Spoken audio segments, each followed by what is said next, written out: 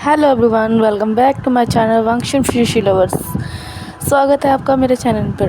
And मेरे channel को subscribe, like and मेरे वीडियो पर कमेंट करके ज़रूर बताना कि आपको कैसी लग रही है। ठीक है, मैं आपके लिए जो रोज़ वीडियो अपलोड करने लगी हूँ, वरना मेरे पास इतना टाइम नहीं है कि मैं रोज़ वीडियो अपलोड करूँ।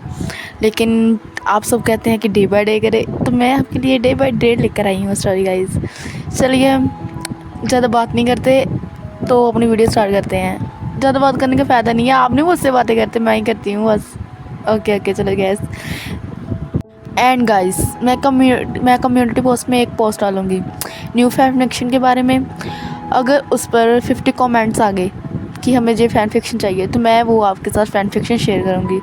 वरना तो गाइस रहने दीजिए, तब भी कर ही दूँगी मैं। अभी क्या ही कर सकती हूँ, मुझे तो बहुत अच्छा लगता है।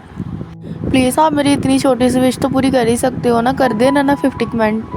3,000 सब्सक्राइबर है मेरे, क्या उसमें से 50 कमेंट्स नहीं आ सकते? प्लीज़ करना, ठीक है? ओके चलिए, जो हमारा लास्ट पार्ट था उसमें हमने देखा था वो वांगशन, तो जो हमारे थे वीवो, वांगजी एंड विंग जो है कॉल पर बात कर रहे थे एंड काफ़ी फ़नी टॉक कर रहे थे। तो हमारी जो लास्ट पार्ट था उसमें जो जैक्सन एक जो ईवो एंड वांगची की कज़न थी, उसकी एंट्री हुई थी और वो ईवो को लाइक करती है एंड शादी करना चाहती है। बस यही हमने जो देखा था। एंड चलिए हमारा जो नेक्स्ट पार्ट है हम वो स्टार्ट करते हैं। Today is a Sunday, Sunday morning थी एंड ईवो को विंग को एक कॉल आ रहा था, लेकिन विंग को एक कॉल की रिंग सुनाई दे रही थी, लेकिन उसने वो उसे इग्नोर कर रहा था। हाँ, लेकिन काफ़ी देर तक रिंग बजने पर उसने फ़ोन की रिंग बजने पर उसने जो है अपना कॉल अटेंड कर ली। विंग ने अपनी नींद भरी आवाज़ में कहा, हेलो मैं विभूषण बोल रहा हूँ। उधर से ईबो ने कहा, अरे अभी तक सो रहे हो क्या? विंग ने जैसे ईबो की बात सुनी वो झटके से उठ गया एंड बेड पर बैठ गया। विंग ने कहा, तुमने मुझे इतनी जल्दी कॉल क्यों किया? मैं शांति से सो रहा था। परवट ईबो, ईबो ने कहा, तुम खुद तो बड़े चैन से सो रहे थे, लेकिन मुझे तुम्हारी याद में नींद ही नहीं आ रही थी। तो विंग ने कहा, तुमसे किसने कहा कि तुम मुझे याद करो एंड सो मत? तो ईबो ने कहा बोबो ने कहा, ओ माय लव, तुम मुझसे ऐसे बात क्यों करते हो? विंग ने कहा, अगर तुम्हें मेरे ऐसे बात करने से प्रॉब्लम है तो मैं कॉल काट रहा हूँ। ईबो ने कहा, रुको रुको रुको, कॉल मत काटना, करता क्रैप, मैं तुम्हें कुछ बताना चाहता हूँ। विंग ने कहा, गोली मारो। ईबो ने कहा, गोली मारो? कहाँ जाना है? विंग ने कहा, परवट ईबो, तुम फूल बनने का एक्ट मत करो, तुम जानते हो कि मैं तुमसे क्या कहना चाहता हूँ। ईबो ने कहा, ओके ठीक है, गुस्सा मत हो। मैं तुम्हें आज ये बताना चाहता हूँ कि मैं आज फ्री हूँ, इसलिए मैं तुम्हारे साथ टाइम स्पेंड करना चाहता हूँ। विंग ने कहा, लैंसन कहाँ है? क्या वो फ्री नहीं है आज? ईबो ने कहा, विंग, तुम वांगजिगा को तो बहुत प्यार से बुला रहे हो, लेकिन तुम मुझे परवट कहते हो, क्या ये इनफेयर नहीं है? विंग ने कहा, तुम बहुत ड्रामेबाज हो, मुझे बताओ कि लैंसन आज फ्री नहीं है। वहाँ ईबो आंसर देने ही वाला था, लेकिन बांगजी वहाँ आ गया एंड बांगजी ने ईबो के हैंड से फ़ोन ले लिया एंड कहा, विंग तुम कैसे हो? विंग ने हैप्पीली कहा, लैंसन मैं ठीक हूँ, आप कैसे हो? वांगजी ने कहा, मैं ठीक हूँ विंग, मैं फ्री हूँ आज, अगर तुम चाहती हो तो मैं तुम्हारे साथ आज बाहर चल सकता हूँ। विंग ने कहा, जी तो बहुत अच्छा होगा। तो वांगजी ने कहा, हाँ तो ठीक है, हम आज लंच करने के लिए बाहर जाएंगे। तो विंग ने कहा, ठीक है, तो अब मैं फिर सोने जा रहा हूँ। इस परवट ईवो ने मुझे मेरी प्यारी नींद से जगा दिया, मैं इतना प्यारा सपना देख रहा था। ईबो ने वांगजी से फ़ोन लेते हुए कहा, तुम मुझसे जल्दी उठना कहती हो, सुबह के 8:30 हो चुके हैं। तो विंग ने कहा, मैं आज संडे है तो मैं आज एक गुड स्लीप लेना चाहता हूँ। ईबो ने कहा, चलो ठीक है, फिर मैं तुम्हें सुबह कॉल नहीं करूँगा। विंग ने कहा, जे अच्छा है, बाय। विंग ने कॉल काट दी एंड वो बेड पर लेट गया। उसने अपने खुद को ब्लैंकेट से कवर किया एंड अपनी आइज़ क्लोज कर ली। कुछ देर बाद वांगजी और ईबो रेडी थे। उन्होंने जैक्सन को अपनी तरफ और आते हुए देखा तो वीबो ने मम्बल करते हुए कहा, जे चुड़ैल अब क्या चाहती है? जैक्सन ने ईबो के पास आते हुए कहा, ईबो का आप कहीं जा रहे हैं? तो वांगजी ने कहा, हाँ मैं जा रहा हूँ। वांगजी ने कहा, ईबो जल्दी आओ, चलो चले। इतना कहकर वांग जी वहाँ से चला गया। ईबो ने कहा, हाँ क्यों, क्या कोई प्रॉब्लम है? तो जैक्सन ने फिंगर पॉइंट करते हुए कहा, मैं आपके साथ कुछ टाइम स्पेंड करना चाहती थी। ईबो ने कहा, मैं तुम्हारी तरह फ्री पर्सन नहीं हूँ। मैं डूडू के साथ, डूडू मीन्स डॉग के साथ टाइम स्पेंड नहीं करता। इतना कहकर ईबो वहाँ से चला गया। जे सुनकर जैक्सन ने अपनी मुट्ठियाँ भींच ली। उसने कहा मुझे उस लड़के से छुटकारा पाने का एक तरीका खोजना ही होगा। इतना कहकर वो वहाँ से चली गई। ईवो एंड वांगजी जियांग मैंशन के लिविंग रूम में बैठे हुए थे। वो कुछ बातचीत कर रहे थे फैमियन एंड मैडम यू से। ईवो को मैडम यू बिल्कुल भी पसंद नहीं थी। ईवो को लगता था कि मैडम यू उनके सामने जो फेक एक्ट करती है। कुछ देर बाद लिविंग रूम में विंग आया। वो रेडी था। ईवो ने जब विंग को देखा, उसका मूड थोड़ा लाइट हो गया। वांगजी और ईवो विंग को देखकर अपनी जगह से उठ गए। उन्होंने फैमियन को बाय बोला एंड फैमियन ने उन्हें कहा कि तुम विंग की अच्छे से केयर करना। ओके ठीक है। वांगजी और ईवो ने कहा, हम करेंगे उसकी केयर।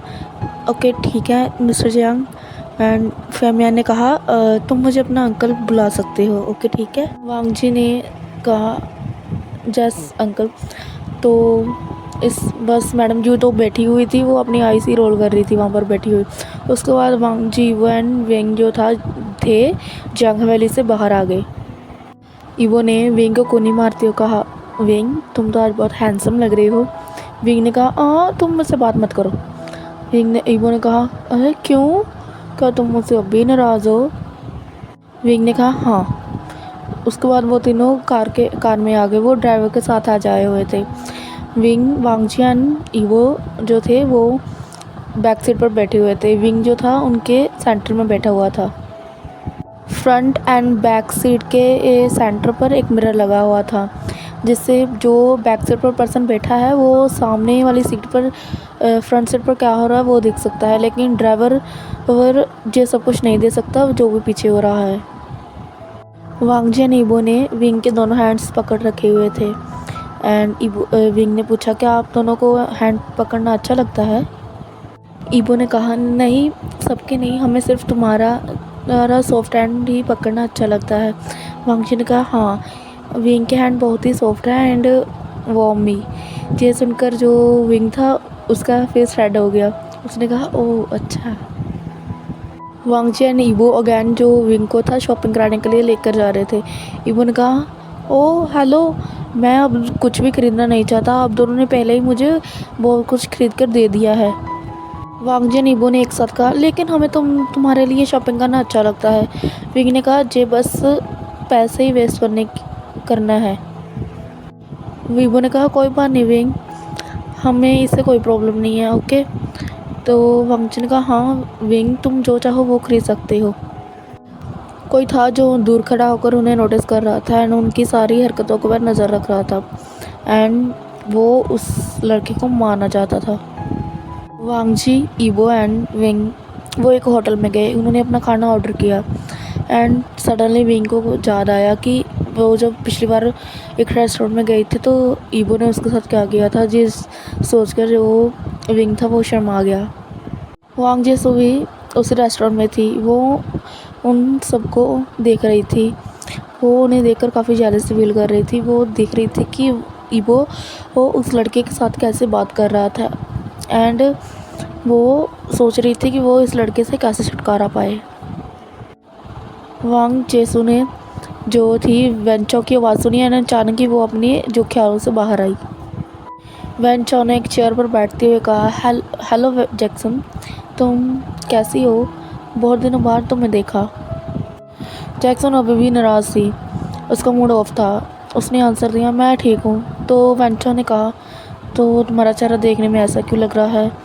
जैक्सन ने वेंचो से कहा, तुम्हें तो पता ही है मैं ईवो को कितना लाइक करती हूँ, लेकिन अब ईवो को कोई मुझसे छीनने की कोशिश कर रहा है।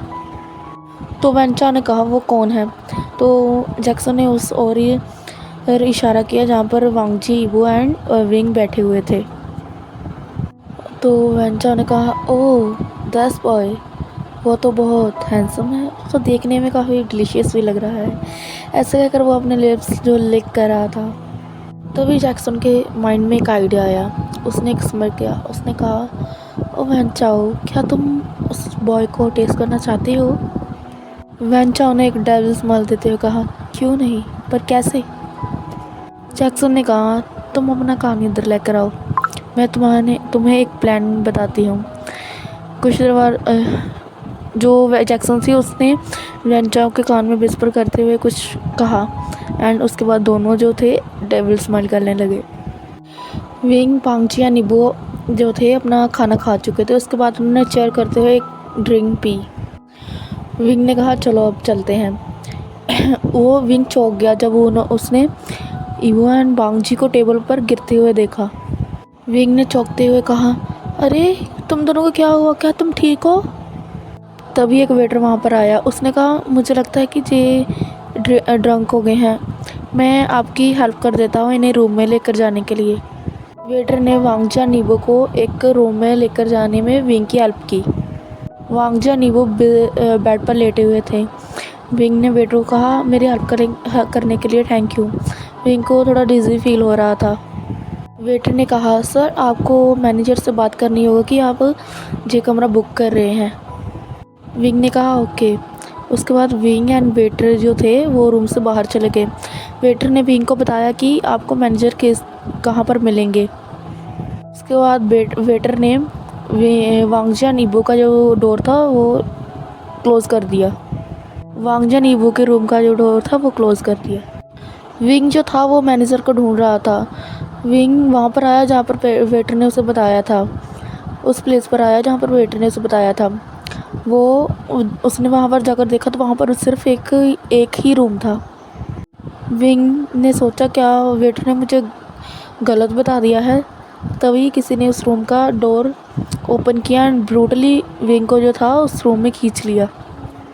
चलिए गाइस, जो हमारा आज का पार्ट है वो हम यहीं पर स्टॉप करते हैं, ठीक है। मैं आपको कल बताऊंगी कि किसने विंग को खींचा है। थोड़ा सा आपको अंदाज़ा तो हो गया होगा किसने खींचा है। चलिए हम देखेंगे कल क्या स्टोरी में होता है। बाय गाइस, मेरे चैनल को सब्सक्राइब कर लेना, वीडियो को लाइक जरूर करना एंड कमेंट कर जरूर बताना कि आपको कैसा लग रहा है। Okay bye.